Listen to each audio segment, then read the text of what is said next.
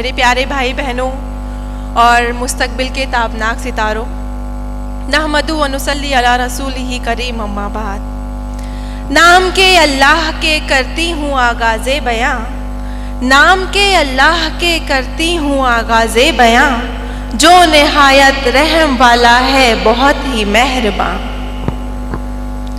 सबसे पहले मैं बहुत ज़्यादा शुक्रगुजार हूँ उस पाक ज़ात की जिसने मुझे इस मकाम पर पहुँचाया और मैं आपसे गुफ्तगू कर सकूँ।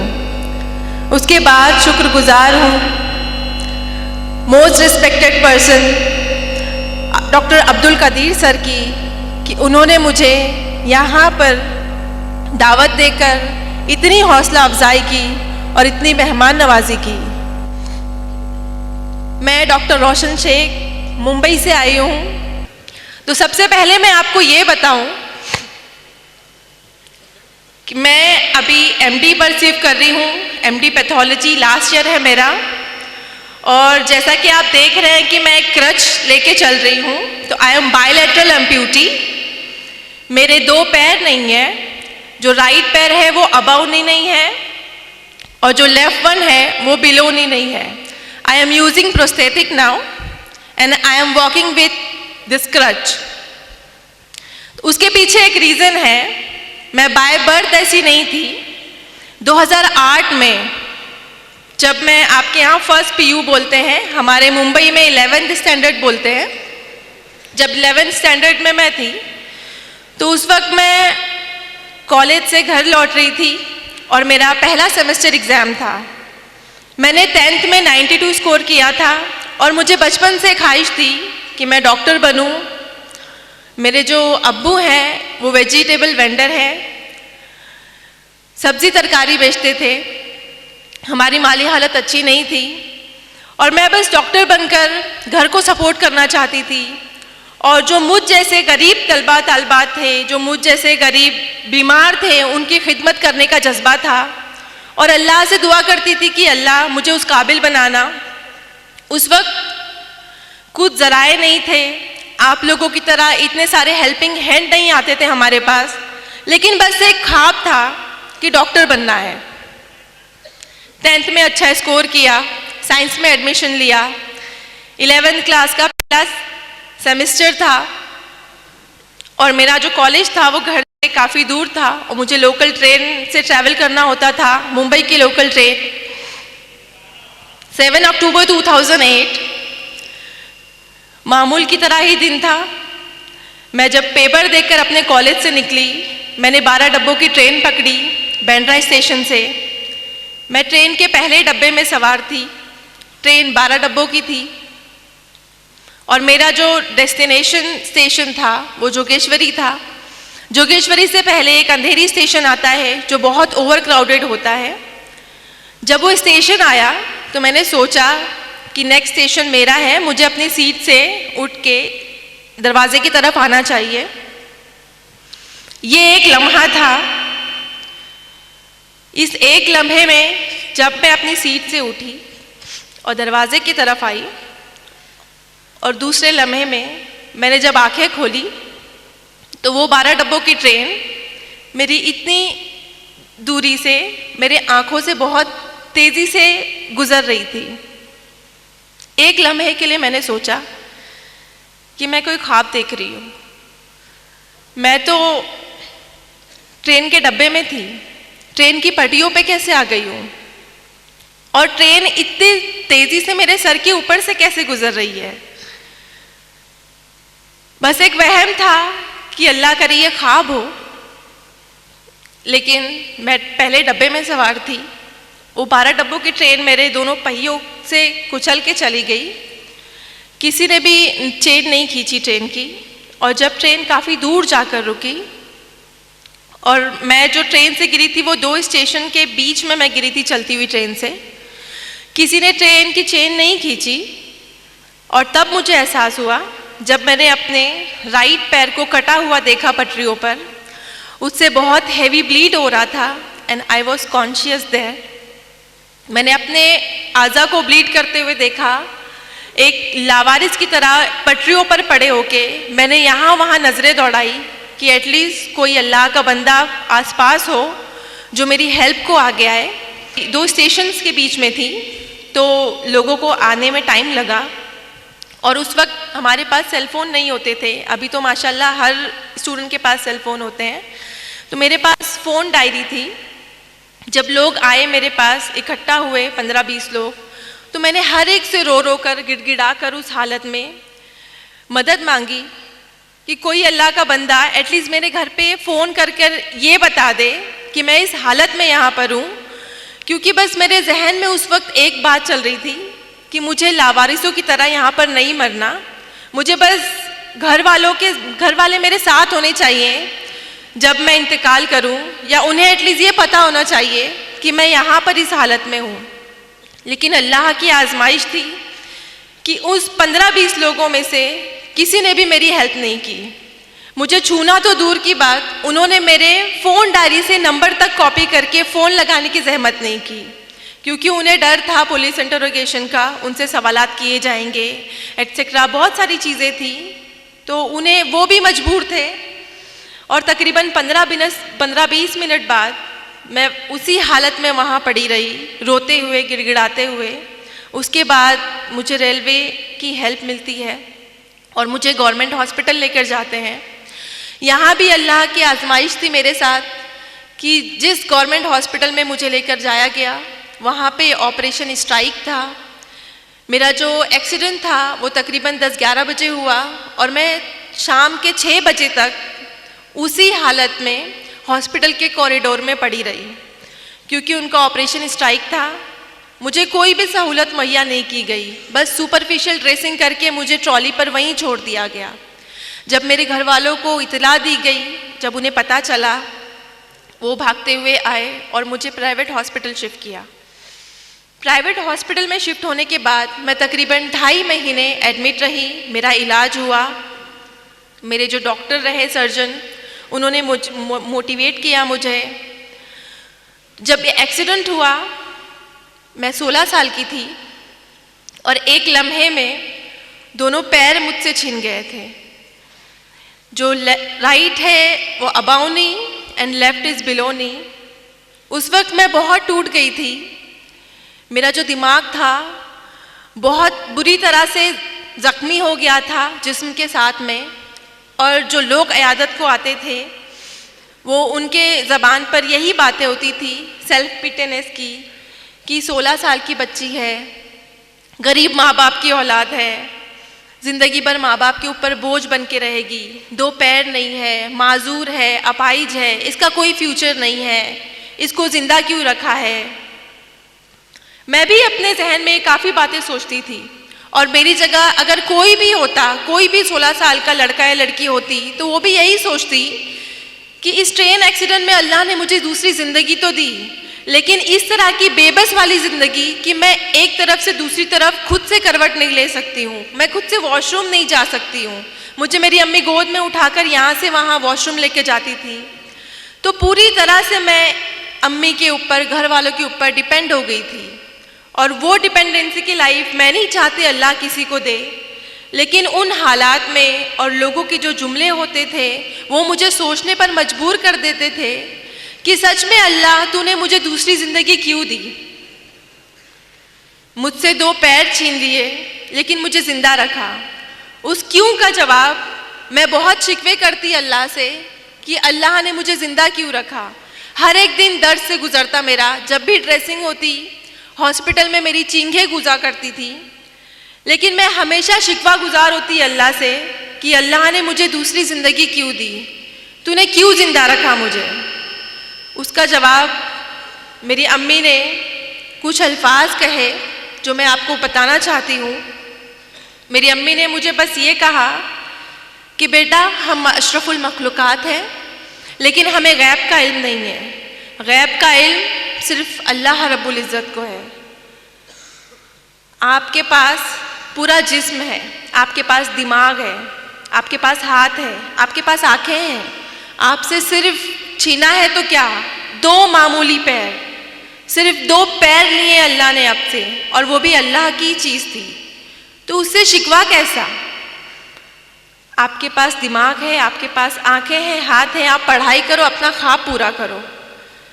तो इस मोटिवेशन में मेरी घर वालों ने बहुत सपोर्ट किया, मेरे स्कूल और कॉलेजेस के असातिज़ा ने, मेरे डॉक्टर ने मुझे मोटिवेट किया और उन्होंने कहा कि आपके 2 पैर नहीं है तो क्या हुआ, आप चल नहीं सकती हैं तो क्या हुआ, आप डॉक्टर बन सकते हो और इंशाअल्लाह आप एक दिन ऐसे चलोगे प्रोस्थेटिक लेग से कि सामने वाला देखकर आपको अंदाज़ा नहीं लगा पाएगा कि आपके पास 2 पैर नहीं है। उस वक्त मुझे लगता था कि ये सारी तसल्ली वाली बातें हैं, ऐसा कुछ नहीं होता, लेकिन मैंने हिम्मत नहीं हारी। मैंने सोचा कि जब अम्मी कह रही हैं, सारे घर वाले कह रहे हैं कि अल्लाह ने कुछ प्लान किया है मेरे लिए जो मुझे अभी दिखाई नहीं दे रहा, मुझे सिर्फ मुश्किलें नज़र आ रही हैं कि मेरे पास 2 पैर नहीं है, लेकिन उसके आगे का अजर शायद मैं नहीं देख पा रही हूँ जिसके लिए मुझे मेहनत करनी है। तो मैंने मेहनत स्टार्ट की, मैंने स्टडी की। जिस ईयर में मेरा एक्सीडेंट हुआ था, I was in 11th standard, मैंने वो ईयर स्किप नहीं किया, मैंने व्हील चेयर पर एग्ज़ाम दिया, मैंने 12th कंप्लीट किया और अल्हम्दुलिल्लाह से मैंने फर्स्ट क्लास से 12th क्लियर किया। और फिर उसके बाद एडमिशन के लिए आपको पता है उस ज़माने में, अभी तो नीट है बट हमारे ज़माने में सीटी हुआ करता था, तो कॉमन एंट्रेंस टेस्ट में मैंने all over Maharashtra 3rd rank लिया पीएच कोटे में।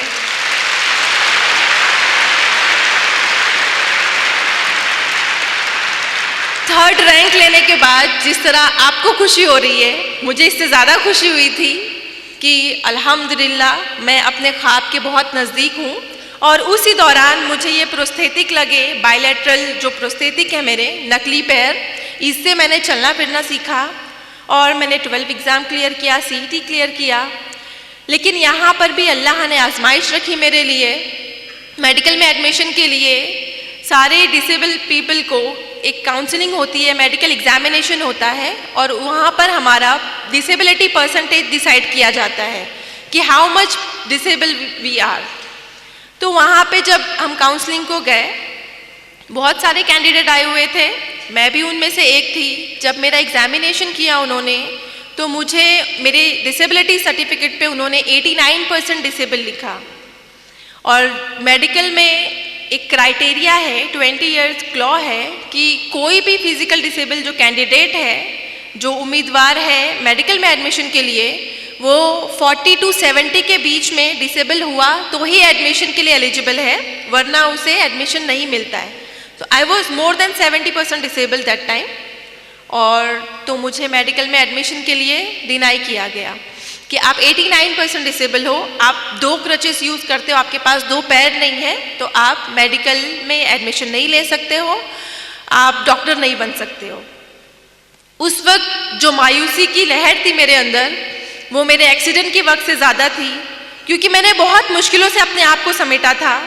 मैंने बहुत यकीन किया था अल्लाह की ज़ात पर कि अल्लाह ने मेरे लिए कुछ बड़ा रखा है, क्या पता इसी के ज़रिए मुझे डॉक्टर बनना लिखा हो। लेकिन जब डिनाई हुआ तो मैं बहुत फिर से मायूस हो गई। लेकिन वहाँ पर मेरे डॉक्टर ने मुझे सजेस्ट किया कि आपके पास एक और रास्ता है, आप नाउम्मीद मत हो अल्लाह की ज़ात से, आपके पास एक और ज़रिया है, आप बॉम्बे हाई कोर्ट में अपना केस फाइल कीजिए। मेरे लिए बहुत अनोखी बात थी, आई थिंक आप लोगों के लिए भी होगी, कि मेडिकल में या कोई भी इंस्टीट्यूट में एडमिशन के लिए एक बच्चा जिसके पास एक अच्छा रैंक है, जो एलिजिबल है, उसे बॉम्बे हाई कोर्ट क्यों जाना है। उस वक्त मेरी समझ में नहीं आया, लेकिन मैंने हिम्मत नहीं हारी और मैंने अल्लाह से दुआ की, बहुत गिड़गिड़ा के दुआ की और अल्लाह पर यकीन रखा कि अगर इस तरह अल्लाह मुझे इस मेडिकल में एडमिशन को दिलाता है तो मैं ये भी ट्राई करूँगी, मैं हारूंगी नहीं इस मकाम से। तो मैंने बॉम्बे हाई कोर्ट में मैंने 2011 में केस फाइल किया अगेंस्ट मेडिकल काउंसिलिंग। वहाँ पे विदिन 2 मंथ मेरा सब कुछ ऑब्जर्व किया गया। वहाँ पे जो जज थे मोहित शाह सर, उन्होंने मुझे देखा और मेरे अंदर का पैशन देखा उन्होंने एक्चुअली। और उस वक्त मेरे हाथों में 2 क्रचेस थी, अभी तो मैं सिंगल यूज़ करती हूँ, बट 2 क्रचेस के साथ में मैं जब बॉम्बे हाई कोर्ट के अंदर दाखिल होती थी, उन्होंने मेरा एटीट्यूड देखा कि, और उस वक्त जब हियरिंग होती थी तो सारे फैसले मेरे अगेंस्ट होते थे कि मैं 89% डिसेबल हूँ, मेरे पास 2 पैर नहीं है, मेरे हाथों में 2 क्रचेस है, मैं कैसे पेशेंट को ट्रीट करूँगी, मैं कैसे एक जगह से दूसरी जगह जाऊँगी। तो सब कुछ मेरे अगेंस्ट था और मैं बहुत नाउमीद हो गई थी कि शायद मुझे यहाँ पे भी डिनाई मिलेगा। और मुंबई में ऐसा कोई केस नहीं था कि मोर देन 70% डिसेबल के बाद भी किसी को एडमिशन मिला हो। मेरा केस पहला केस था जो बॉम्बे हाई कोर्ट में गया। लेकिन जब आखिरी दिन था, मैंने खुद से हिम्मत जुटाई और मैंने खुद से एक अहद किया। 2008 में मेरा एक्सीडेंट हुआ था और 2011 में ये बॉम्बे हाई कोर्ट में मैं गई। तो इन 3 सालों में मुझे डर लगता था ट्रेन की आवाज़ से। जब भी मैं ट्रेन को देखती तो मुझे खौफ बैठता था। लेकिन मैंने खुद की हिम्मत जमा की और मैंने सोचा कि अगर आज मैंने इस डर को नहीं भगाया ना, मुझे ये प्रूव करना है कि मेरे हाथों में 2 क्रचेस हैं। इस ट्रेन ने मेरे 2 पैर छीने, लेकिन मैं इसी ट्रेन में सवार होकर बॉम्बे हाई कोर्ट जाऊंगी। और लास्ट डे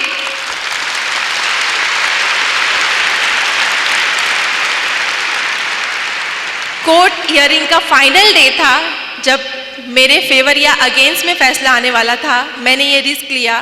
मैं अकेले मेरे जोगेश्वरी से CST ट्रेन में ट्रैवल करके गई और ये बात मेरे एडवोकेट ने जज साहब को बताई। वो बहुत इम्प्रेस हुए। और आप सबको पता है कि मुंबई की लोकल ट्रेन कितनी क्राउडेड होती है। उन्होंने कहा कि हम जैसे नॉर्मल इंसान नहीं आ सकते एक जनरल डब्बे में, और ये बच्ची जस्ट बिकॉज उसको एडमिशन चाहिए, उसके अंदर इतना पैशन है कि उसको डॉक्टर बनना है, मैं इसको एक मौका देना चाहता हूँ। ये बात अल्लाह ने उनके दिल में डाली। मेरे फेवर में फैसला करना उनके लिए बहुत बड़ा रिस्क था, क्योंकि ऐसा कोई केस नहीं था। लेकिन उन्होंने मेरा पैशन देखा, हार्डवर्क देखा, अल्लाह पर यकीन देखा और उन्होंने अल्हम्दुलिल्लाह मेरे फेवर में जजमेंट दिया। और उसके बाद आप अल्लाह के करिश्मे देखिए कि जहाँ एक तरफ मुझे लगता था कि मुझे मेडिकल में एडमिशन नहीं मिलेगा, और दूसरे दिन ये हुआ कि मेरे फेवर में जजमेंट देने के बाद मुझे इंडिया के टॉप मोस्ट कॉलेज में एडमिशन मिला, सेठ GS medical college and KEM hospital. मैं बहुत ज़्यादा शुक्रगुजार हुई अल्लाह की, और मुझे यकीन हो गया और यकीन पुख्ता हो गया कि अल्लाह ने इतनी आजमाइशें लिखी तो है मेरी ज़िंदगी में, लेकिन मुझे नवाजा क्या जो मेरी हैसियत भी नहीं थी। मैंने कभी नहीं सोचा था कि मुझे इतने टॉप मोस्ट कॉलेज में एडमिशन मिलेगा। लेकिन मेरे ऊपर एक जिम्मेदारी थी कि मुझ पर भरोसा करके जो चीफ जस्टिस सर ने मेरे फेवर में सबके अगेंस्ट जाकर मेरे हक में फैसला सुनाया था, मुझे उनको सही साबित करना था। और मुझे उन तमाम लोगों को गलत साबित करना था जो अयादत के दौरान आते थे और मुझ पे ताने कस के जाते थे कि ये ज़िंदगी भर माँ बाप के ऊपर बोझ बनकर रहेगी, इसकी लाइफ में कुछ भी प्रोग्रेस नहीं होगा, ये हमेशा बेड रिडन रहेगी। मुझे उन सबको प्रूव करना था कि 89% डिसेबल होने के बाद, 2 पैर नहीं होने के बाद भी एक लड़की, मुस्लिम माशरे से ताल्लुक़ रखने वाली लड़की डॉक्टर बन सकती है। MBBS डॉक्टर बन के मुझे उन लोगों को गलत साबित करना था। 5.5 साल मैंने बहुत तकलीफ़ें उठाई। हमारे लेक्चर हॉल काफ़ी दूर होते थे। हर लेक्चर में मैं 10-15 मिनट लेट पहुंचती। एहसास कमतरी होता मुझे कि मैं लेट पहुंच रही हूँ, मेरा लेक्चर मिस हो रहा है, और 3-3, 4-4 घंटे नॉन स्टॉप खड़े रहना होता था। लेकिन मैंने इन सारी जो नेगेटिव बातें जहन में बनती कि मुझे दर्द हो रहा है, मुझे नहीं करना है, मुझसे नहीं होगा, इन सब को मैंने हटा के एक गोल फोकस किया। जैसा कि सर ने बताया कि अगर आपका गोल, आपने अपने गोल को फोकस किया है तो बाकी की जो नेगेटिविटी है वो आपको कभी भी रुकावट नहीं बनेगी। मैंने हमेशा एक गोल फोकस किया था कि मुझे MBBS करके लोगों को जवाब देना है, और मेरे जैसे जो जितने भी कैंडिडेट होंगे, जिनको भी डिनाई होता होगा या जो भी मायूस हो जाते होंगे, उनके लिए नई राह खोलनी है। मेरा एक मकसद था। तो मैंने 5.5 साल कड़ी मेहनत की, अल्लाह से दुआ की, और अल्लाह पर यकीन रखने का फल मिला। और 2016 में मैंने फर्स्ट क्लास से MBBS पास किया। और इस तरह से मैं मेरे अम्मी के ख़ानदान और अब्बू के ख़ानदान में पहली डॉक्टर बनी। हमारे जो फैमिलीज़ हैं उनमें लड़कियों को ज़्यादा तालीम देने का रिवाज नहीं है। मेरे जो अम्मी अब्बू हैं, सारे ख़ानदान के अगेंस्ट जाकर हम 3 बहनों को आला तालीम दिलाए। मैं बहुत थैंकफुल हूँ अपने पेरेंट की कि उन्होंने इतना बड़ा रिस्क लिया कि हम 3 बहनों को इतनी आला तालीम दी, बहुत ताने सहे उन्होंने, लेकिन उनकी भी जिद थी कि नहीं हम बेटियों को पढ़ाएंगे। और MBBS कंप्लीट किया जब मैंने, तो मैंने सोचा कि MBBS तक जर्नी नहीं रखनी मुझे मास्टर डिग्री करनी है। और मैंने नीट PG दी। नीट PG में भी अल्हम्दुलिल्लाह से मैंने 3rd रैंक हासिल किया ऑल ओवर महाराष्ट्र इन PH कोटा। और यहाँ तो मैं बहुत ज़्यादा ओवर कॉन्फिडेंट थी कि after passing first class in MBBS and securing 3rd rank in PG NEET मुझे ईजिली एडमिशन मिल जाएगा। लेकिन यहाँ अल्लाह ने वापस आजमाइश रखी मेरे लिए कि डिस्पाइट ऑफ दिस थिंग कि मैं पास हूँ MBBS में, मैंने 3rd रैंक लिया है, मुझे फिर से डिनाई मिलता है कि आप डिसेबल हो, हमारे पास लॉ है, we can't go against law. 20 year law है, 40 to 70% डिसेबल लोग नहीं हम एडमिशन दे सकते, सॉरी मैम हम आपको एडमिशन नहीं दे सकते। तो इस वक्त मेरे पास सिर्फ 2 दिन थे, बिकॉज ऑनलाइन एडमिशन होते हैं। अब उन 2 दिनों में हाई कोर्ट का प्रोसीजर करना नामुमकिन बात थी, लेकिन मैंने हिम्मत नहीं हारी। मैंने कुछ ना कुछ सोचा और दुआ की अल्लाह से कि अल्लाह तेरी ही ज़ात है जो मुश्किलों को आजमाइशें हमारे ऊपर डालती है, और तेरी ही ज़ात है जो इसको हल करने का हमारे अंदर जज्बा भी देती है, रास्ते भी खोलती है। बस तू एक रास्ता मुझे अता कर दे। आप यकीन नहीं करेंगे, ये जो पुराना कानून है 20 साल इंडिया की कॉन्स्टिट्यूशन में, अल्लाह की गैबी मदद जो बोलते हैं, मैंने सिर्फ कहानियों में सुना था कि अल्लाह गैब से मदद करते हैं, लेकिन मेरी ज़िंदगी में ऐसे कई बार हुआ कि गैबी तरह से मुझे एक मेंबर ऑफ पार्लियामेंट ने मेरे सपोर्ट में आए। उन्होंने मुझसे पूछा कि बेटा क्या है, मैंने जस्ट उनको ऐसे ही बताया कि सर मेरा नीट PG में मैंने इतना एग्ज़ाम स्कोर किया है, मुझे एडमिशन के लिए डिनाई किया जा रहा है and I have only 2 days. उन्होंने कहा डोंट वरी, मैं खुद दिल्ली जाता हूँ अभी फ़्लाइट लेके। और आप यकीन नहीं करेंगे कि दिल्ली में वो गए और उस वक्त JP नड्डा सर थे सेंट्रल हेल्थ मिनिस्टर, उनके सामने मेरा एप्लीकेशन रखा और 2 दिन में इंडिया का 20 साल पुराना कानून चेंज हो गया।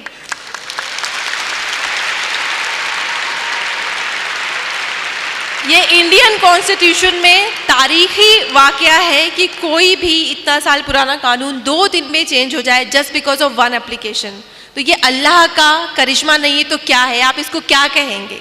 अल्लाह की ज़ात पर यकीन रखने का फल है ये। अल्लाह की ज़ात पर यकीन था मुझे कि अगर अल्लाह ने इतनी आजमाइशें दी हैं तो हल भी वही निकालेगा। और उसके बाद जब ये रूल चेंज हुआ, और आपको बताऊं कि मैं अगेन मुझे MD में सेम कॉलेज में एडमिशन मिला, सेठ GS medical college and KM hospital. और अभी मैं आपके सामने MD के लास्ट ईयर में हूँ। मेरे फाइनल एग्ज़ाम मई और जून में है। आप लोगों से दुआ की दरख्वास्त है कि आप लोग प्लीज़ मेरे हक़ में दुआ कीजिए कि मैं ये भी अच्छे नंबरों से कामयाब हो जाऊँ और लोगों को बहुत इंस्पायर करूँ। अल्लाह मेरे ज़रिए अगर ये काम करवाना चाहता है, मैं बहुत खुश हूँ, बस आप लोगों की दुआ चाहिए। ये सब मेरी ज़िंदगी के फैक्ट्स थे जो मैं आप लोगों के सामने रख रही थी। मैं अपनी ज़िंदगी के हालात इस मकसद से आपके साथ शेयर कर रही थी कि हालात चाहे जैसे भी हों, हमें अल्लाह की ज़ात से उम्मीद नहीं छोड़नी चाहिए, क्योंकि हालात को लाने वाली और उसको हल करने वाली ज़ात सिर्फ अल्लाह की होती है। हमें उसकी ज़ात पर तवक्कुल होना चाहिए। आपकी ज़िंदगी में बहुत सी परेशानियाँ आएंगी, मेंटली होंगी, फाइनेंशियली होंगी, फिज़िकली होंगी, लेकिन आपको उनसे घबराना नहीं है, आपको उनसे डरना नहीं है, और ना ही अपनी कोशिश को, अपनी मेहनत को बंद करना है। अल्लाह रब्बुल इज़्ज़त हमें 70 माओं से ज़्यादा चाहता है। आप सबकी अम्मी जितना चाहती है आपको एक रात बुखार हो जाए, आपकी अम्मी सारी रात नहीं सोती। अल्लाह ताला 70 माओं से ज़्यादा चाहता है हमें, तो हमारी हैसियत से ज़्यादा मुश्किलें कैसे दे सकता है वो हमें? बस उसकी ज़ात पर यकीन रखो। और कहते हैं ना, अल्लाह अपने उन्हीं बंदों को आजमाता है जिनको वो सबसे ज़्यादा प्यार करता है। इंसान को कोई चीज़ तब तक नहीं हरा सकती जब तक वो खुद हार ना मान ले। मुश्किलों से लड़ना सीखिए मेरे दोस्तों, इंशाअल्लाह कामयाबी आपकी कदम चूमेगी। जैसा कि शेर में कहा है, परेशानियों से भागना आसान होता है, परेशानियों से भागना आसान होता है, हर मुश्किल वक्त ज़िंदगी में एक इम्तिहान होता है। हिम्मत हारने वाले को कुछ नहीं मिलता ज़िंदगी में, हिम्मत हारने वाले को कुछ नहीं मिलता ज़िंदगी में, मुश्किलों से लड़ने वालों के कदमों में जहान होता है।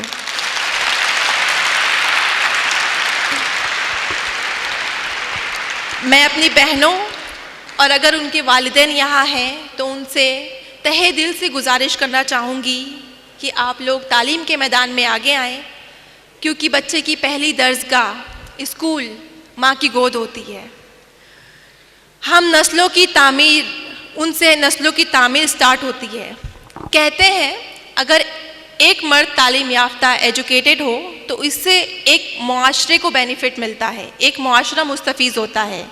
लेकिन अगर एक औरत एजुकेटेड और तालीम याफ्ता हो तो उससे आने वाली नस्लें मुस्तफ़ीज़ होती हैं।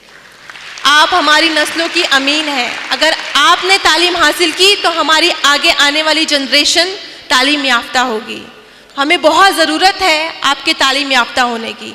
मैं यहाँ पे अगर पेरेंट्स आए तो उनको बहुत तहे दिल से गुजारिश करना चाहूँगी कि हमारी बहनें तालीम के मैदान में बहुत आगे हैं, उन्हें बहुत शौक़ है पढ़ने का। आप लोग प्लीज़ उनकी तालीम आधे अधूरे में ना छुड़वाएं, उन्हें आला तालीम हासिल करने दें और अपने मुल्क का, अपने कौम का नाम रोशन करने दें। एक शेर मैं अपनी बहनों के लिए पेश करना चाहूँगी। इंसान के किरदार की मेमार है औरत, इंसान के किरदार की मेमार है औरत, इखलास और मुरव्वत की तरहदार है औरत। ये माना रहम दिल है, नरम खूं है, सन्फ नाजुक है। ये माना रहम दिल है, नरम खूं है, सन्फ नाजुक है, मगर जब वक्त पड़ जाए तो एक तलवार है औरत।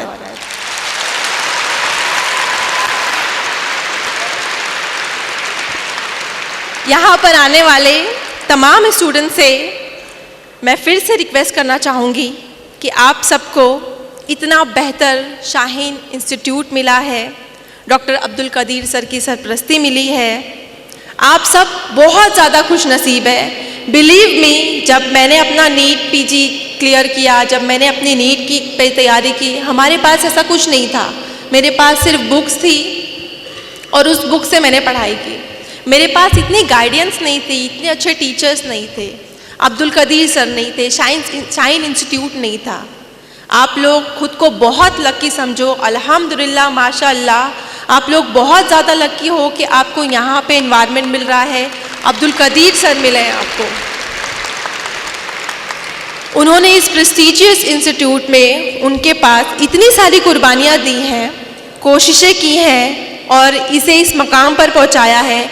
आप सबको पता होगा 1989 में सर ने यहाँ पे स्टार्ट किया 17 बच्चों से और आज अल्हम्दुलिल्लाह अल्लाह ने इतने सारे बच्चे नवाजे उनको।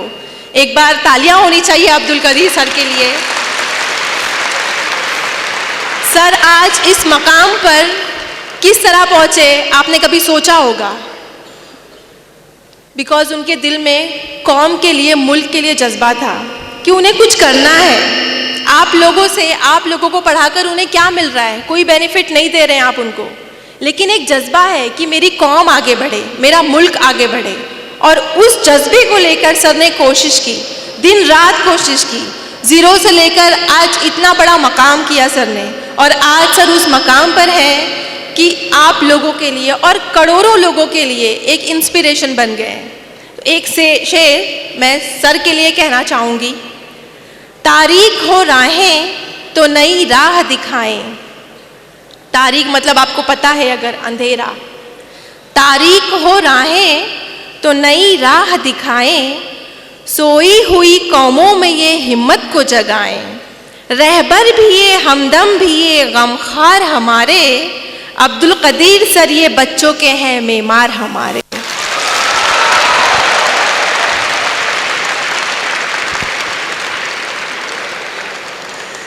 मैं उम्मीद करती हूँ यहाँ पर बैठे मेरे प्यारे भाई बहन, आप सब, आपका जो भी फील्ड है, आपको डॉक्टर बनना है, इंजीनियर बनना है, वकील बनना है, जो बनना है आप बनो। आप सब अपनी फील्ड में बेहतरीन दर्जे से कामयाब होने की कोशिश करेंगे और शाहीन इंस्टीट्यूट के साथ साथ हमारे मुल्क का नाम भी रोशन करेंगे। आप सबकी हमें और कौम को बहुत ज़रूरत है, बिकॉज़ आप सभी हमारा सरमाया हो। अपनी काबिलियत को सिर्फ वक्ती परेशानियों के डर से ज़ाय मत कीजिए, हिम्मत कीजिए, हौसला कीजिए और सबसे बड़ी बात, अल्लाह की ज़ात पर यकीन रख कर आगे बढ़िए। इंशाअल्लाह मैं गारंटी देती हूँ आप कभी भी हार नहीं मानेंगे, हमेशा आपको कामयाबी मिलेगी। और एक शेर लास्ट आप सबके लिए, मंजिल से आगे बढ़कर मंजिल तलाश कर, मंजिल से आगे बढ़कर मंजिल तलाश कर, मिल जाए तुझको दरिया तो समंदर तलाश कर। मंजिल से आगे बढ़कर मंजिल तलाश कर, मिल जाए तुझको दरिया तो समंदर तलाश कर। हर शीशा टूट जाता है पत्थर की चोट पर, पत्थर ही टूट जाए वो शीशा तलाश कर।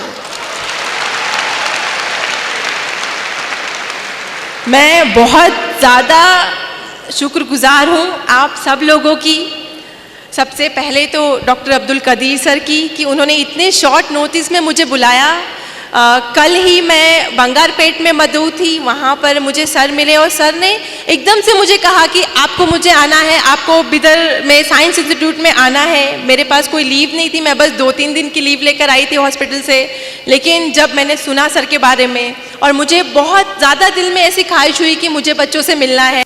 और मैं आपको बताऊँ, आप लोगों को खुद के लिए एक बार बहुत ज़ोरदार तालियां बजानी चाहिए खुद के लिए।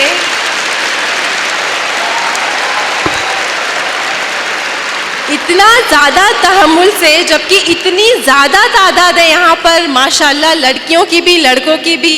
मैंने इतनी ज़्यादा लड़के ना, मैं कम से कम मोर देन 100 फंक्शन में गई हूँ, बट लड़कों की इतनी ज़्यादा तादाद मैंने कहीं नहीं देखी तालीम के फंक्शन में। तो लड़कों के लिए एक बार ताली होनी चाहिए। अल्लाह से दुआ है मेरी कि अल्लाह आप सबको कामयाब करे।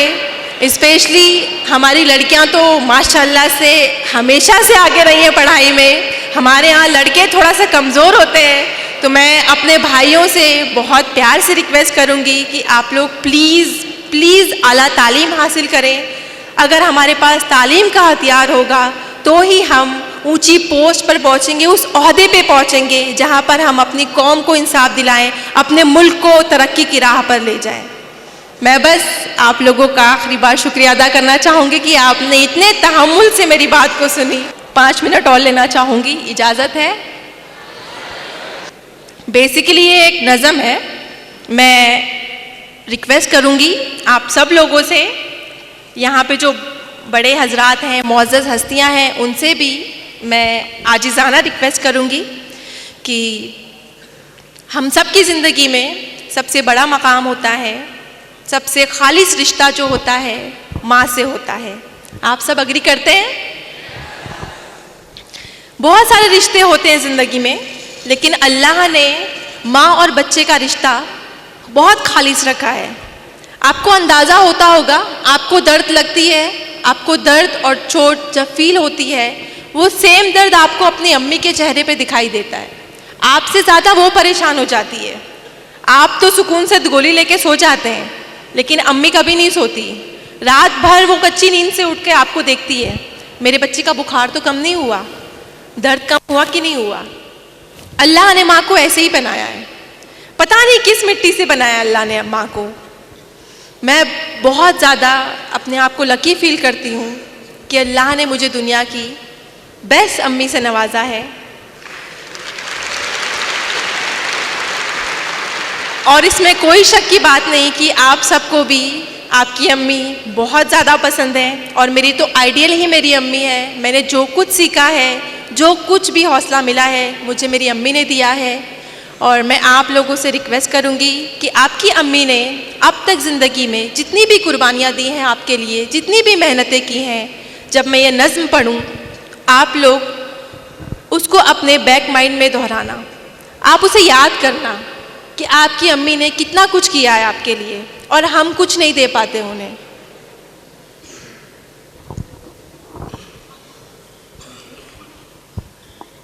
ऐ मेरी माँ तेरी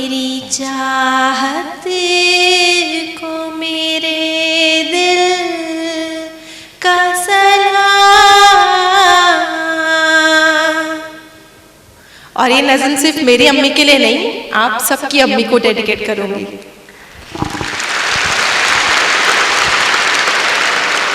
तो प्लीज फील कीजिएगा इसको, ठीक है? विदाउट फील सुनने में मजा नहीं आएगा।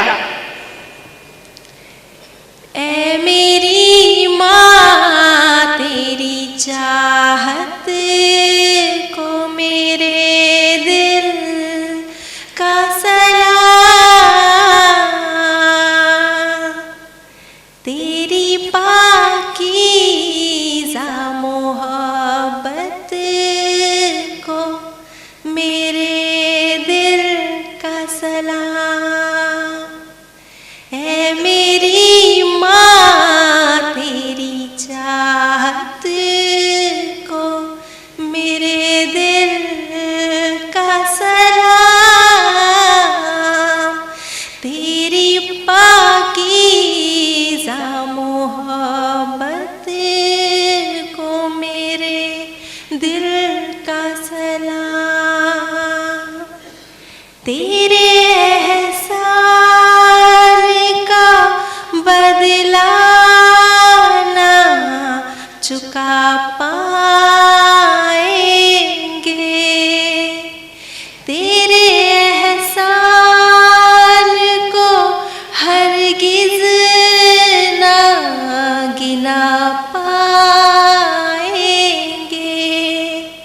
तेरी अज़मत का पता ना लगा पाएंगे, तेरी हर एक इनायत को मोहब्बत को सलाम। ऐ मेरी माँ तेरी चाहत को मेरे दिल का सलाम, तेरी पाकीज़ा मोहब्बत को मेरे दिल का सलाम। मेरे ज़ख्मों पे रखा तूने दुआ का मरहम, कितने बर्दाश्त किए मेरे लिए दुख और गम, मेरे अल्लाह का नाज़िल हो तेरे दिल पे करम, तेरी पाकीज़ा दुआओं की अजाबत को सलाम। ऐ मेरी माँ तेरी चाहत को मेरे दिल का सलाम, तेरी पाकीज़ा मोहब्बत को मेरे दिल का सलाम।